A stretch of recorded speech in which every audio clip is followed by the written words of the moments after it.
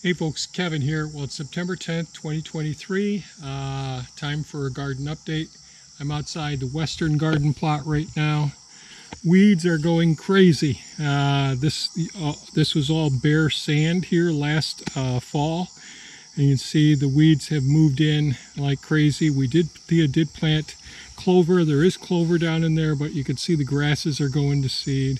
She did plant black-eyed Susans. They're all around the other side better. This is the weediest part. Now getting to the Western garden. I guess the blueberries, we are completely done now. Thea has been coming out and getting some. I could see like one plant there that still has some blueberries on it. Weed mats, we actually have purslane and a few other weeds that are just starting to grow up through some of the old staple spots, so I never got to that. Bindweed growing up here around the hiscaps or the honeyberry plants here. I haven't done any of the weeding, unfortunately. Blueberry plants are doing great. Hiscaps or honeyberries are doing great. Weeds are doing fantastic coming through the kennel panels here.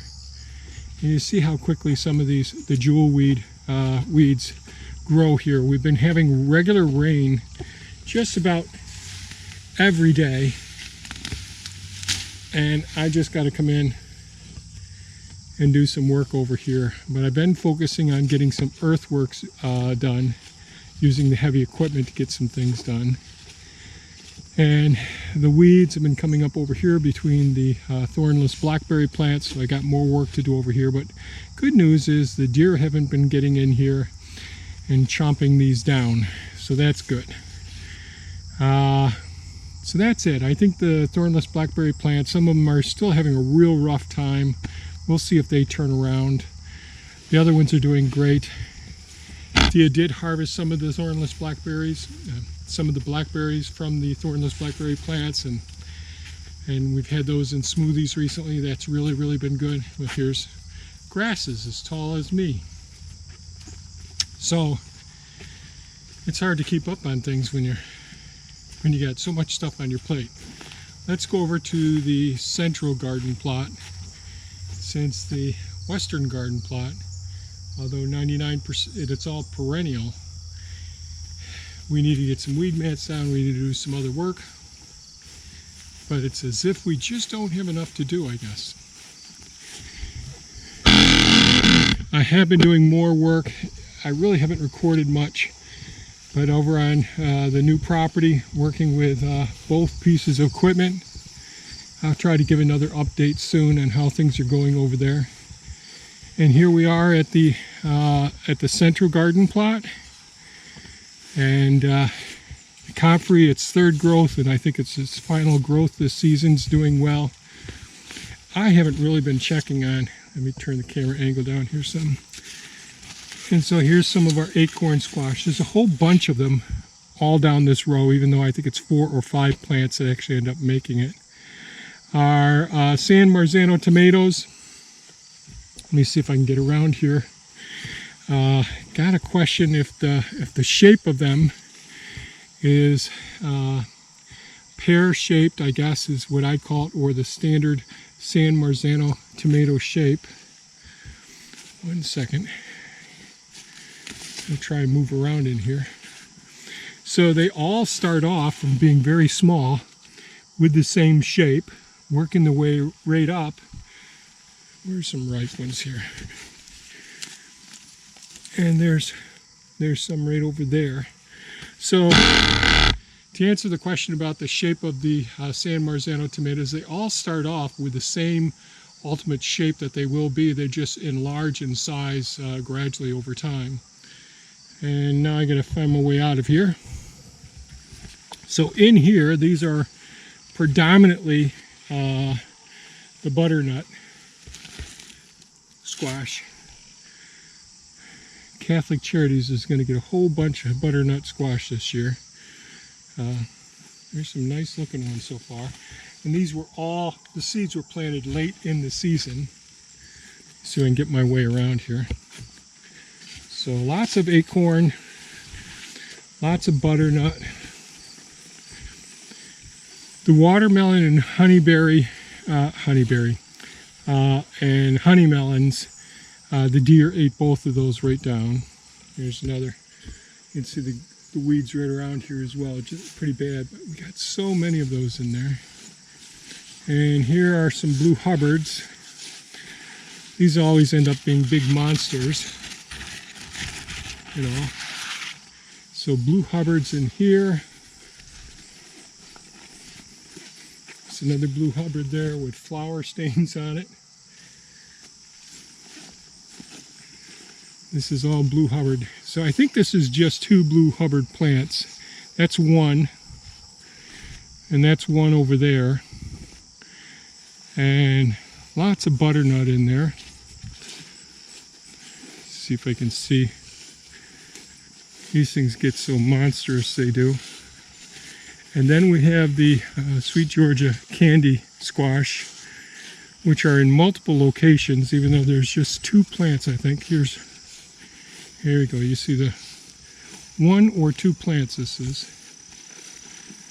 Let's see. Beautiful leaves. So there's one there. There's another one there. That's a good little over 2 feet long, that one is. Let's see over in here. There's a couple of them. I don't know if you can see these buggers.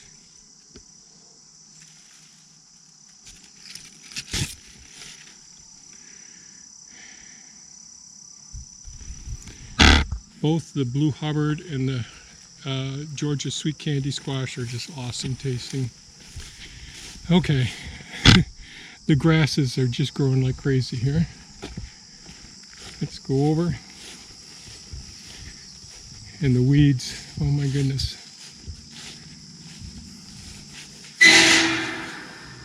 I haven't planted a cover crop here. I'm really getting way behind on things, but this is the spot where the russet potatoes came out of. This is soybean and winter rye cover crop where the shallots came out of. These are the raspberry plants that we transplanted this summer. Right down here, 2 rows of those. Weeds are growing up like crazy. Soybean and winter rye in this bed where the garlic came out of. The scarlet red runner bean tunnel. It's starting to get dark inside of the tunnel because of the growth of the scarlet red runner beans. Lots of beautiful beans there. Lots and lots of beautiful beans. The hummingbirds and butterflies, well, they just love this. Over here you could see I never got around to weeding over here. Sweet potatoes, they usually do really well even with the weed competition because I'm seldom getting down and getting it taken care of well.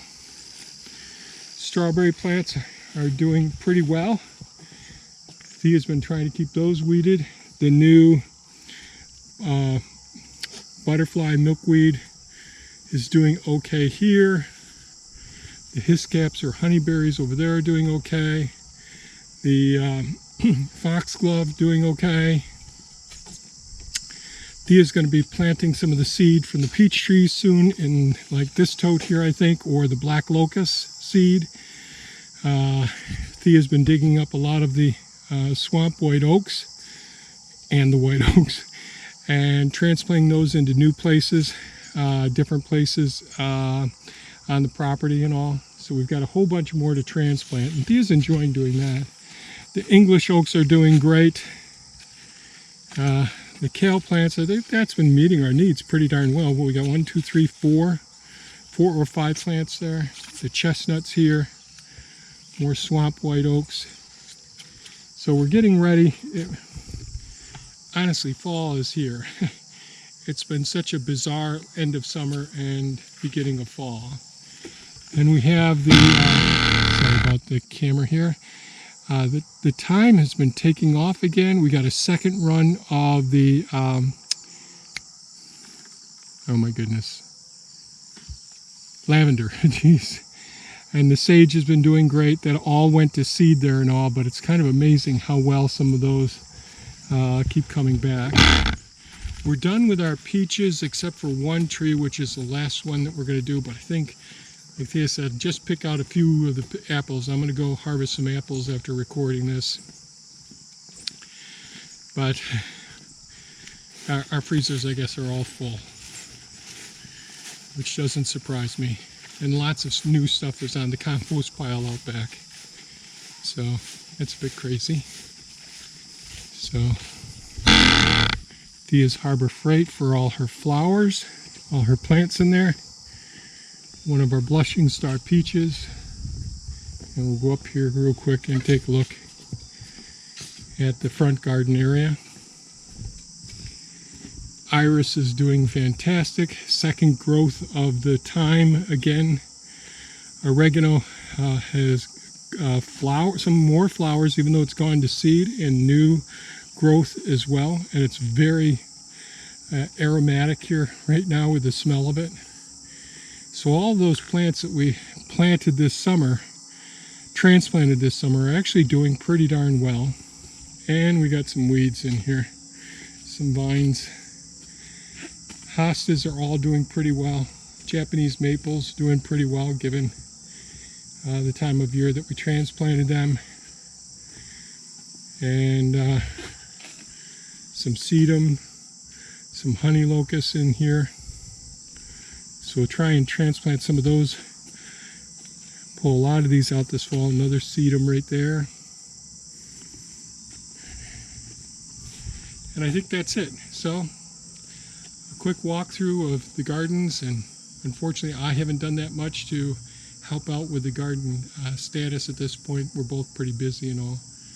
But that's an update. I hope everybody's gardens are doing pretty well. I hope everybody's staying safe with all of the extreme weather events that people are having all over the place now. We got earthquakes happening again. And, you know, always be planning for the possibility of something bad happening, and invest in yourself. That's really, really important. Invest in yourself and your loved ones. Do the things that help you develop the skills, increase your knowledge base, and improve your health as well. Thanks so much for watching. Stay safe and take good care of yourselves. Bye-bye now.